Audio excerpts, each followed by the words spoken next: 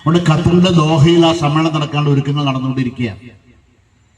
അത്തരമൊരു സന്ദർഭത്തിലാണ് ആ സമാധാന ചർച്ചയെ അപകടപ്പെടുത്താൻ, അതില്ലാതാക്കാൻ വളരെ ബോധപൂർവം യാതൊരു മുന്നറിയിപ്പുമില്ലാതെ ഇസ്രായേൽ ഈ ഖത്തറിനെ ആക്രമിക്കുന്നത്.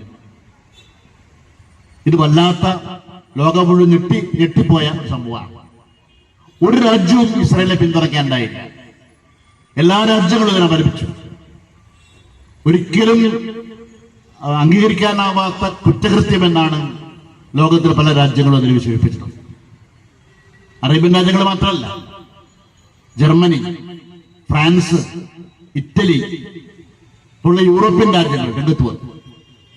അറേബ്യൻ രാജ്യങ്ങളെല്ലാം ഒന്നിച്ചെന്നുകൊണ്ട് സൗദി അറേബ്യയും മറ്റ് രാജ്യങ്ങളും എല്ലാം ഒരുമിച്ച് നിന്നുകൊണ്ട് പറഞ്ഞു, ഇത് ഞങ്ങളുടെ എണ്ണ ഉൽപാദക രാജ്യങ്ങൾക്ക് മൊത്തത്തിനെതിരായ ഒരു അക്രമമാണ്, അറബ് രാഷ്ട്രങ്ങൾക്ക് മൊത്തത്തിനെതിരായ ഒരു അക്രമമാണ്. ഈജിപ്ത് എല്ലാം രംഗത്ത് വന്നു. ഇത് ഞങ്ങൾ അങ്ങനെയാണ് കാണുന്നത്. ഇത് ഏറ്റവും വലിയ ക്രൂരകൃത്യമാണ്, നിയമലംഘനമാണ്. ഒരു തെമ്മാടി രാഷ്ട്രം മാത്രം ചെയ്യാൻ വേണ്ടി കഴിയുന്ന കാര്യമാണ്.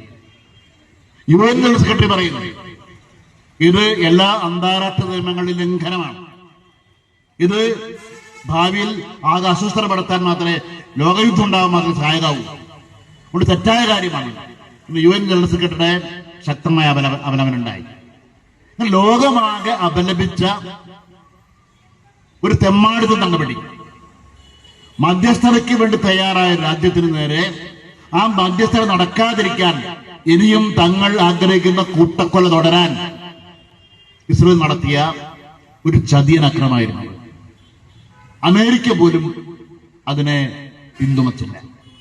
സാധാരണ ഇസ്രായേലിന്റെ എല്ലാ തെമ്മാടിത്തരങ്ങളെയും പിന്തുണയ്ക്കുന്ന ഒരേ ഒരു രാജ്യമുള്ളത് അമേരിക്ക, പിന്നെ അമേരിക്കയുടെ കൂടെ ഇന്ത്യ. അതിന്റെ അവസ്ഥ. പക്ഷെ അമേരിക്ക പോലും പിന്തുണച്ചില്ല. അമേരിക്ക പറഞ്ഞു ഞങ്ങൾ അറിഞ്ഞിട്ടില്ല എന്ന് ആദ്യം പറഞ്ഞു. പിന്നെ പറഞ്ഞു ഞങ്ങൾക്ക് പങ്കാളിത്തമില്ല, ഞങ്ങൾ ചോദിക്കാണ്ടാണ് ചെയ്തത്. ഞങ്ങൾ മുന്നറിയിപ്പ് നൽകിയിരുന്നു.